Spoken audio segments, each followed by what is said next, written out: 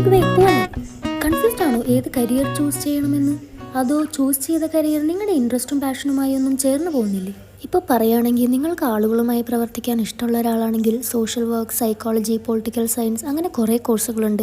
പക്ഷേ നിങ്ങൾക്ക് അതിനുള്ള ഇൻട്രസ്റ്റും പാഷനും ഉണ്ടെങ്കിലേ നിങ്ങൾക്ക് ആ ഫീൽഡിലൊക്കെ വിജയിക്കാൻ പറ്റുള്ളൂ. ഇപ്പോൾ പറയുകയാണെങ്കിൽ 12th കഴിഞ്ഞ് പലരും പല കോഴ്സ് പോയി ചേരുന്നു. പക്ഷേ വർക്ക് ചെയ്ത് തുടങ്ങുമ്പോഴായിരിക്കും നമുക്ക് മനസ്സിലാവുക ഇത് നമ്മുടെ ഇൻട്രസ്റ്റായിട്ട് ചേർന്ന് പോകുന്നില്ല എന്ന്.